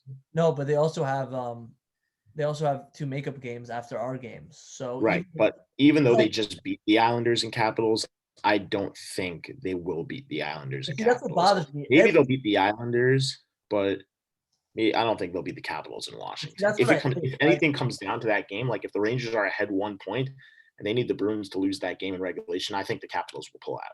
But the Islanders haven't beat the Bruins. They can't even beat the Bruins. They can't even beat them. So I don't The understand. Islanders, they swept them at Nassau Coliseum, Um, and they beat them in Boston. I don't know. Hold on. Let me take a look. I'm pretty sure. Look, nope.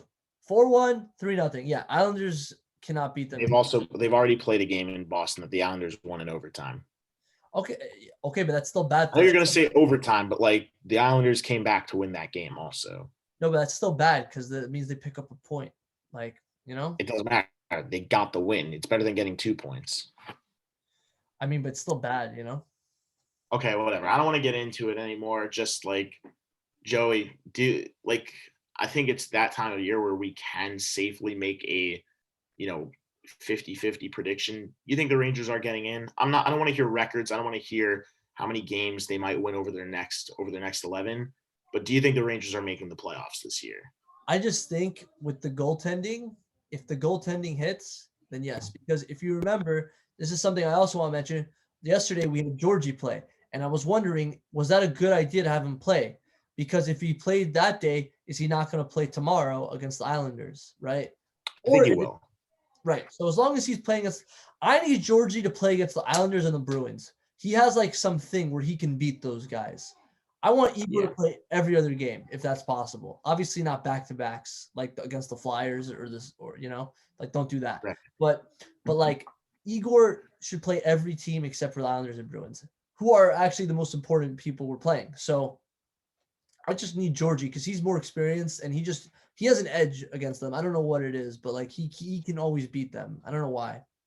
And he's tough, bro, because yesterday I thought for sure I got so scared he got injured at the 4 minutes into the first or something. Not 4 minutes into, 2 minutes left. And I got so scared. I saw Eagles playing. I'm like, okay. But I'm like, what's gonna happen? And then boom, next period he's back in. I'm like, oh, he's fine. That's great. So he's a tough mofo, he's he is. I'm in the most respectable way possible, No, I mean he fought Tony D, so it's just he deserves whatever. I'm just trying to point out that he's a tough guy, so he can handle it. He can handle it. I want him to play. Please, Quinn. I don't care what your analytics says. Don't play Shesty against the Islanders or Bruins, please. I get the Bruins at least a little bit because it's 2 games straight. He never had the chance. I don't think he ever had the chance to play against Boston. I think he might have been hurt at that time. Okay. Maybe he played 1 game, but I don't know if 1 game is enough to completely sell the fact he should never play. All right, but he has to play the Islanders. He has an edge against Yes. He has an edge. Okay, no 2-1 in this career. I'm just checking quickly who was the thing. Oh, that was Georgiev and Kincaid, I think, got all the starts against Boston. Maybe Shesterkin got the 1-0 shutout loss they had, but then he only allowed 1 goal also. You know what I mean? I'm just checking. Sorry. Yeah, see this. So he's 1-1 against them. It looks like. Georgiev started this game. Oh, so sorry, 1-2. Okay, so not enough conclusive evidence. Pretty sure Kincaid got the other. I'm pretty sure this one was Shesterkin. This one's See, they only lost 1-0. It's not because he played bad. It's because the offense didn't score. And this one they also lost by 1. And who was it? Georgiev. Okay, so 2-2. He's 2-2. He's 2-2, and those are all the games. So 2-2. No, he's not. He's 1-2-1. Oh, sorry, my bad. I did that wrong. 1-2-1. Okay, 1-2-1. Okay, and overall, that's 3 losses total. I'm I know they got the point, but still, they didn't win the game. So okay. I think Shesterkin has to be given a chance to play. But see, this is so he has to. But is Quinn? So we have 3 games left versus New York, and is he gonna? And we have 2 of them that are not. They're not back to back, but they're in a row. So is he gonna play I want Georgiev to play both these games, all three of I them. want Georgiev to play all of these games, quite honestly. But it's not going to happen, right? It's just, I want No. Against the Islanders, only the Islanders. I know. I'm saying, but is it going to happen? I don't know. Maybe he won't. I don't know. I really want Oh him my so gosh, bad. he should have just started Shesterkin for all 4 against the Devils. I don't know why he wouldn't. Yeah, I don't know why he played Georgie against the Devils. Like, it was so stupid. Like, he doesn't need to play against them. I like that he came just because when he got hurt, he came back and showed he was tough. But, like, I don't need that. Like, why didn't he play? I guess he feels bad because he wants him to play more, so he doesn't. Right. But, like, I mean, he should have known the Islanders are coming up, and anyone who knows hockey knows that between the Rangers and Islanders, that Georgiev owns the Islanders. That's just the way it is. He's like 7-2 in 9 career starts against them. None of them, I don't know. Maybe one of them is an overtime win, and I think also like one of those losses is an overtime loss to the Islanders. So that's true. like, So actually, I don't know for sure, but either way, because Georgiev didn't start Sunday against the Islanders, just Shesterkin did. They got the overtime loss. yeah, but it's just who are they gonna? I think maybe it also depends on who they're gonna play. Like, is Varlamov playing or Sorokin playing all 3 of these? Like, well, look, I think that Sorokin. I mean, I think the Rangers have proven they can get to Sorokin. I know the first NHL start that he had. He let up. I'm not counting that he wasn't ready. He was a lot better in this game, but the Rangers really had struggled against Varlamov, and it's not just an Islanders thing. Like, Varlamov in his career has been very, very good against the Rangers. No, I'm saying Whether like it was with Colorado or Washington. I'm hoping that we play for Georgiev and they play Sorokin because Sorokin gave up goals to Hayek and Smith, so he has lost a lot of credibility to me. Obviously, he's probably still good, but he gave up to our third pairing defenseman, so that's not great. That's not great at all. Like I just like what I'm always thinking about, like Carey Price. Like I gave up a playoff goal to Tanner Glass. Like, just like no, but just think about that. Like it's over. It's over when you do. Like that's just it. So yeah, I don't know. I got do you have any moments you want from the 4 games that you want to talk about, Josh? Anything that stood out to you? Because I personally had a few. Like obviously Trouba hit a rocket, Kravtsov's first goal. Yeah, I don't have much to say. I think it was all about the team. Fox is back, baby. Getting that. Fox is back. He had a good goal. Lafreniere had a sick goal, by the way, where he hit it off his skate. And then that line overall has just been absolutely outstanding since being put together. Please, David Quinn, do not put. And I know they were winning like 5-0 or 4-0 against the Devils at this point, but please don't mix up the lines. Even when you're up 4 goals in the third with only 5 minutes, please don't do it. You're gonna put this team out of sync for the last 5 minutes. It's gonna lead into the next game.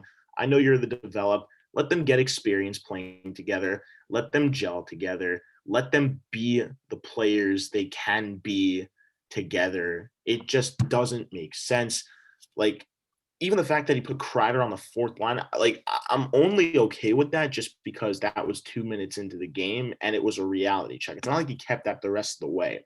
He didn't change the lines back to normal by the end of that Devils game. He put Kreider back on the first line of the Islanders game. That was a 2-minute thing. That was a 2-minute thing, which is why I'm okay with that for the first 2 minutes of the game after he has a rough start.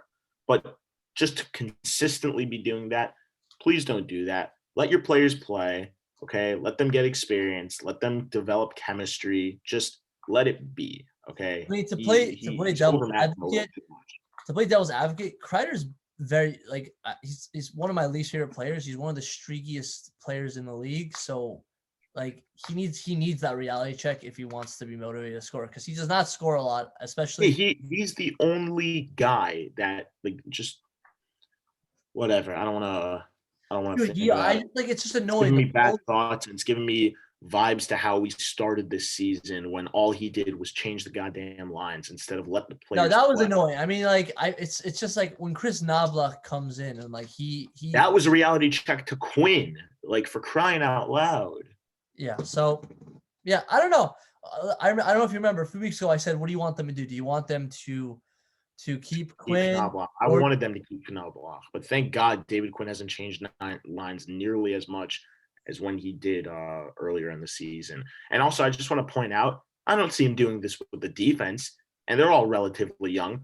Fox and Lindgren are I young. think it's a Even little Truba. different because I think the defense is No, I don't think it's any different. They're all just as young as around each other. Lindgren's only like 22. Fox is only like 22, 23. Miller's only 21. Hayek is young. Like the only guy to really but like Fox and Lindgren top have aging. amazing chemistry. Fox and Lindgren have amazing chemistry. Miller and Trouba have really good chemistry. So it's really just goes down to the last pair, and that could be But anybody. Kreider, Buchnevich, and Mika all have great chemistry. They were all on different lines. It's the same idea, and they've been playing for longer too. So it's even more developed than Fox and Lindgren or Trouba and Miller. I don't see it. If anything, that's worse. It'd be a better thing for him to switch around the defenseman. That's what I would believe. So I just can't wrap my head around it. That's why. Okay, so we'll see. I mean, listen, like people listen, everyone's got to remember when we got Quinn, he wasn't here to supposed to take us to the playoffs. He's a development coach. He's supposed to help the kids. Kids are like, obviously he should try to help us win, but his whole thing is to develop players. That's his thing. That's what he's supposed to do. But that's the thing. You develop players by finding the right match with them and letting them play their game, and then you improve. If they're starting to find their game and you change their line and then they start dropping for a couple of games, then why the hell, why would you keep it like that? Why would you keep trying to find new players? You already know who's going to work with them. You already know who's going to build chemistry. Who you're going to build chemistry with. When he brought down Kreider, he brought up Kravtsov, right? Yes, he did. But so you're thinking it as a punishment for Kreider, but you could also see it as a reward for Kravtsov because he's been playing well, but he hasn't scored, and maybe he was just trying to make him help him get that scoring feel, so he could But it doesn't. But he had that scoring feel on the first line, on the fourth line. He was getting chances. He was creating chances. You don't do that on a regular basis to develop your players. That's just not how it works. I'm not a professional, but I know the I look at analytics for preparation, Joey. I don't know if you knew that. But I always check what's going on before. I don't say any of this without backing it up. I know because otherwise I'd just be a fan who thinks he knows random stuff. No, but I always say. Obviously, I'm not doing this without proof. I'm not just assuming he does this. It's the same thing over and over again. Okay. If I don't have proof, I don't bring any of these topics up. Listen, you're never one-sided ever either way. You should never just be only analytics, and you should not always be only gut feeling. The best managers and coaches No, I'm only using analytics for this specific case where you do not break up your players when you look at the stats on who they have, even in short sample sizes. If they're doing as well as they are, like Mika, Kreider, and Buchnevich last year. If you look at what what their stats were last year, right, and then you say, well, they were pretty good last year, but I'm going to put this random rookie on their line just because we need to develop him. Why would you break that up? He has no experience. You're putting him on a line, and these players, Mika, Kreider, and Buchnevich, have no experience playing with him. So you're going to make them find a new type of game? That just doesn't make sense.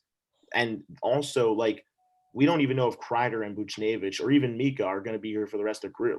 I know Kreider's the one who's actually extended, but we don't know if he's going to be a Ranger for the rest. Maybe they trade him, or maybe they buy out his contract or something.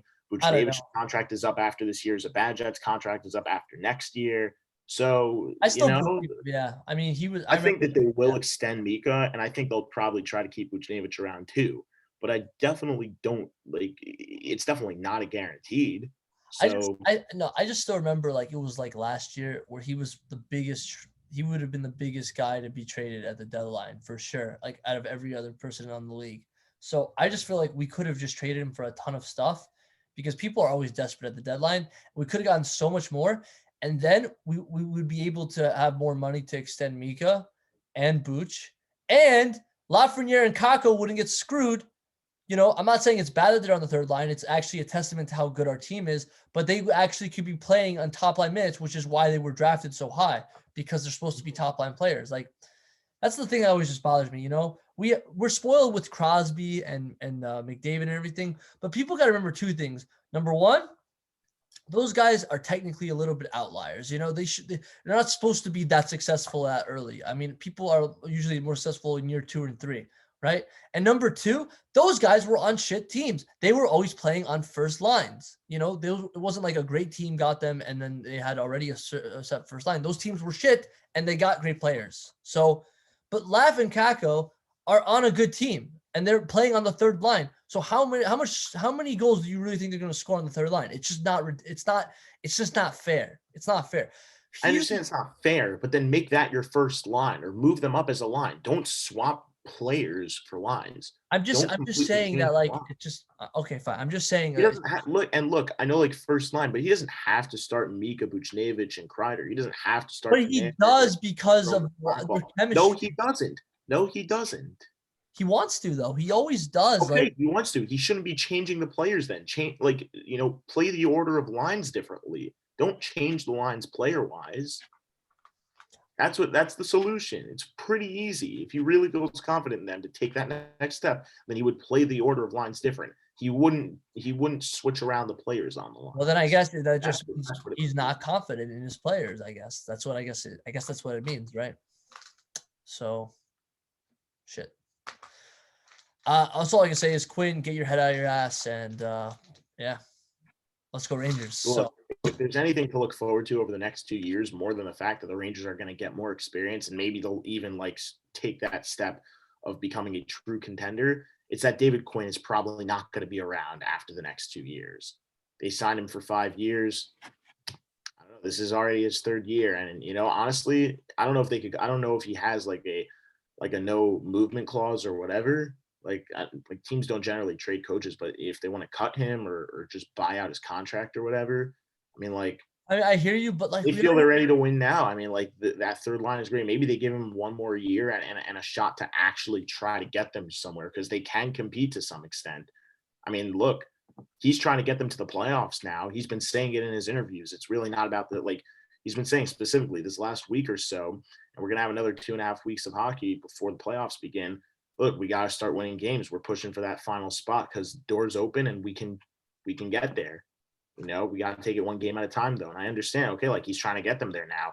If his mission is to only develop one half of the year and compete the next half of the year, like that just doesn't make any sense. Why didn't he just spend all of last year trying to develop the team and maybe and trying to compete this year instead of doing half and half, half and half? It's just a little inconsistent for me. I don't know why. I hear you. I have the same problem with the Giants. I mean, like years ago, Bill Parcells was about to be fired, so that the whole team rallied around him and they won the Super Bowl. Same thing with Tom Coughlin. He was probably going to get fired, and then they won the Super Bowl. So, and then later on, they wanted Eli to like win a Super Bowl, so they tried to rebuild and compete at the same time, and it just blew up in their face. And then they had to draft Daniel Jones. So like, it's just like you have to pick one. You have to rebuild, or you have to go for it. So if we're still in the rebuild, you have to wait a little bit because it's just not fair. I mean, like it's not fair, Yeah, look, Like, the most comparable team to them is the Colorado Avalanche 3 or 4 years ago, and they were basically at the they stage were that the Rangers crap are in like now. 2-3 years ago. It was like very bad team. No. I'm not talking about like when they made the playoffs during the 2018 postseason, during the 17-18 season, when they rebuilt, right, and they had that team ready to go, right? They weren't developing their players. They weren't developing McKinnon and Rantanen and Landeskog and not Makar. He wasn't on the team back then. And Jost and those guys, right? They coached them to try and compete that year because they spent the last couple of years rebuilding. They got their experience. They weren't a great team. And then they said, okay, here's what we're going to do. Because they were just like, that was the year. They took a full year to develop. Otherwise, they had enough talent on that team that they would not have finished last in the NHL. So it was the same thing. They coached that team to compete that entire year. It wasn't a let's develop first half and not and try to compete second half. They were competing for the entire season and they made the playoffs. It should not have been any different with the Rangers here. And at the same time, development coach for the Avalanche, because Jared Bednar is not a development coach. He's a coach who's been brought in now to try and bring a Stanley Cup to that team.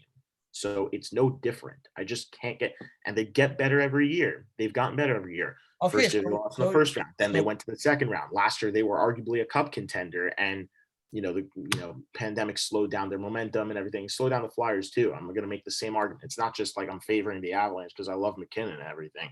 It happened to a bunch of teams. The Flyers were white hot coming into the break with momentum. So were the Capitals. The Avalanche were. The Golden Knights were. The Stars were. The Blues were. A lot of teams. The Rangers were also. But the so Stars, okay. I'm just saying though, it happened to a lot of teams. And this year, now that the season hasn't really been put on pause, except for very, very few teams, the Avalanche have been fortunate enough to not have been one of those teams and not have had to face many of those teams that They're in the swing of things, and they're only coaching to compete, and they're going to be competing for the cup this year.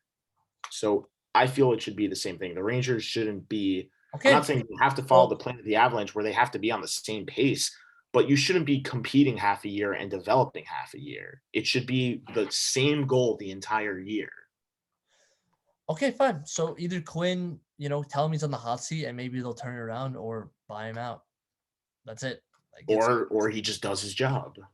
so I said he's on the hot seat and then he'll be No, pressured he's either there. in the hot seat because he does half and half again, or he sticks to one. I'm okay if they take a development year, because at least that's that's the direction they should be. They shouldn't be doing half and half. I understand this team is young enough that you want to develop them. Okay, fine. You know that they're able to compete. So maybe next year is the year when you say, okay, like we know what we could do. We've done it 2 straight years where we've done half and half. Maybe we should only try to compete this year. You know what I mean? Or maybe we should only try to develop this year. They Yeah, think that so we're not ready. I'm I don't saying think they can do half and half. It's just retarded if you ask me. At this point, if you yeah, do it that's for true. third year, if you do it for the first year, fine. Second year, they knew what they had coming into this year. I don't know why they tried to do it. I can understand why Lafreniere was young. You brought up Keandre Miller, and there was even talks that maybe Nils Lundqvist might come up late in the year, but he hasn't, and he's not going to because he wanted to finish his season in the SHL. And he doesn't want to be, they're doing well defensively. So, they'll probably bring him in next year if they bring him in. It's tough. Yeah, but next year if they do this development first half and compete second half, that's retarded. They should just try to compete. You just can't do that. I mean, we learned with the Knicks, the only negative is that they're not developing the youth well. It's just not. It's the truth. Knox and Might as well try to compete and get those, right, because they chose we're going to compete instead. So that's the only negative. Yeah, like we're not to do not to compete for a title. I'm saying to just try and win as many games as you possibly can that year. I'm saying see where, right. If it doesn't turn out for the Rangers next year, then okay, maybe then the year after you take a year to try and develop. Like I really hope he pulls his head out of his ass. That's all. I hope so too. Yeah, let's go Rangers, and I'm done. That's it. I got nothing left. And, like we had our rant, and that's the bottom line. That's where this team has to go from here. Anyway, so thank you all for tuning in today. You are a real trooper if you stayed with us this entire time. Be sure to leave a like, leave a comment, subscribe, and that does it for today. For the final time signing off, I'm Josh. I'm Joey. Have a great day.